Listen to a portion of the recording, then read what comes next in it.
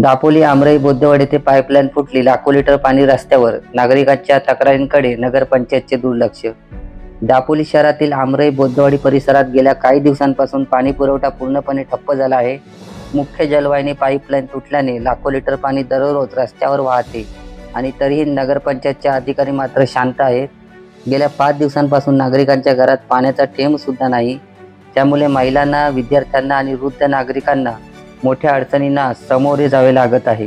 स्थानिक महिलांचा आक्रोश, दररोज रस्त्यावर पाणी वाहते पण आमच्या घरी एक बादली सुद्धा पाणी मिळत नाही. तक्रार करून थकलो पण कुणी ऐकत नाही.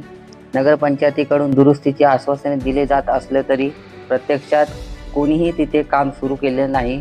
त्यामुळे नागरिकांमध्ये नाराजी आणि संतापाचे वातावरण निर्माण झाले आहे. स्थानिक नागरिकांची ठाम मागणी, तत्काळ पाईपलाईन दुरुस्तीचे काम सुरू करावे, जबाबदार अधिकाऱ्यांवर कारवाई करावी, आमराई व परिसरातील नियमित पाणी पुरवठा सुरू करावा. हे प्रशासन झोपेत आहे का, असा सवाल नागरिक आता विचारत आहेत. दापोलीतील पाणी टंचाईचा हा प्रकार म्हणजे प्रशासनाच्या निष्क्रियतेचे जिवंत उदाहरण ठरत आहे.